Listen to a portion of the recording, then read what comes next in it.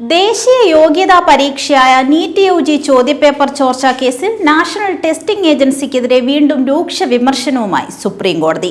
രാജ്യത്തെ കോടിക്കണക്കിന് വിദ്യാർത്ഥികളുടെ ഭാവി നിർണ്ണയിക്കുന്ന ഇത്തരം മത്സര പരീക്ഷകൾ സുതാര്യമായും കാര്യക്ഷമമായും നടത്തുന്നതിനായി എൻഡിഎയുടെ പ്രവർത്തനങ്ങളിൽ അടിയന്തര ഘടനാപരമായ മാറ്റങ്ങൾ വരുത്തണമെന്ന് കോടതി ആവശ്യപ്പെട്ടു. യൂണിയൻ പബ്ലിക് സർവീസ് കമ്മീഷൻ പ്രവർത്തിക്കുന്നതുപോലെ ശാസ്ത്രീയമായി സജ്ജീകരിക്കപ്പെട്ട ഒരു സ്ഥിരം പരീക്ഷാ സംവിധാനം എൻഡിഎക്കും ആവശ്യമാണെന്ന് justice PS Narasimha, justice Alok Aradhe എന്നിവരുൾപ്പെട്ട ബെഞ്ച് വ്യക്തമാക്കി. ദശകങ്ങളുടെ സേവന പരിചയത്തിലൂടെ UPSC കെട്ടിപ്പടുത്ത പ്രൊഫഷണലിസവും വൈദഗ്ധ്യവും എൻഡിഎ മാതൃകയാക്കണമെന്നും വിശ്വസ്തതയും സുരക്ഷയും ഉറപ്പാക്കാൻ ശക്തമായ ഔദ്യോഗിക സംവിധാനം വേണമെന്നും കോടതി നിരീക്ഷിച്ചു.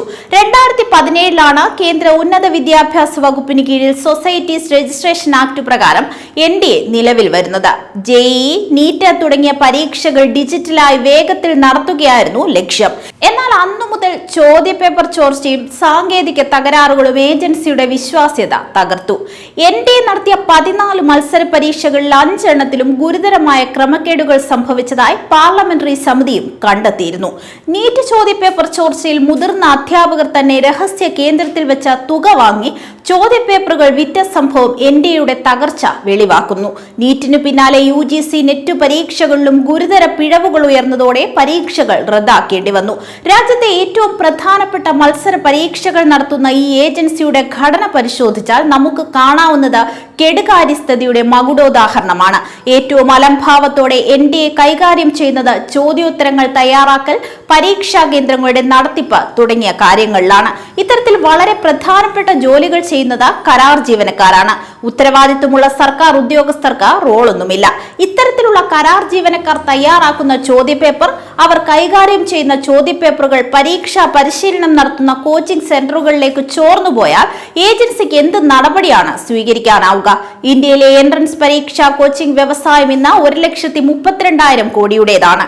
കേന്ദ്ര സർക്കാർ മൊത്തം വിദ്യാഭ്യാസ മേഖലയ്ക്കായി നീക്കിവച്ചിരിക്കുന്ന 1,36,000 കോടിയേക്കാൾ വെറും 4 കോടി മാത്രം കുറവ്. ഇത്തരത്തിലുള്ള ഒരു കച്ചവട ശൃംഖലയ്ക്ക് ഏതാനും കരാർ ജീവനക്കാരെ വിലക്കെടുക്കുക എന്നത് നിസ്സാര കാര്യം. പക്ഷേ 2026 കേന്ദ്ര വിദ്യാഭ്യാസ മന്ത്രി ധർമ്മേന്ദ്ര പ്രധാന്റെ രാജിയിലെത്തിയ നീറ്റ് പരീക്ഷാ പേപ്പർ ചോർച്ചയിൽ പാവപ്പെട്ട കരാർ ജീവനക്കാരല്ല പ്രതികൾ. ചോദ്യപേപ്പർ തയ്യാറാക്കാനായി നിശ്ചയിച്ച വളരെ സീനിയറായ അധ്യാപകർ തന്നെയായിരുന്നു എന്നത് എൻഡിഎ എന്ന ഏജൻസിയുടെ വിശ്വാസ്യത എത്രത്തോളം തകർന്നു എന്നതിന് ഉദാഹരണമാണ്. എൻഡിഎയുടെ തുടർച്ചയായ അലംഭാവത്തിനെതിരെ വിദ്യാർത്ഥി സംഘടനകൾ എൻഡിഎ ആസ്ഥാനത്തേക്ക് ശക്തമായ പ്രതിഷേധ മാർച്ച് നടത്തി. വെറും ഒരു പരീക്ഷാ നടത്തിപ്പുകാരനായി ഒതുങ്ങാതെ കൃത്യമായ പരാതി പരിഹാര സംവിധാനവും വിദ്യാർത്ഥി സൗഹൃദ അന്തരീക്ഷവും ഉറപ്പാക്കാൻ എൻഡിഎ തയ്യാറാകണമെന്നാണ് ഉയർന്നുവരുന്ന ശക്തമായ ആവശ്യം.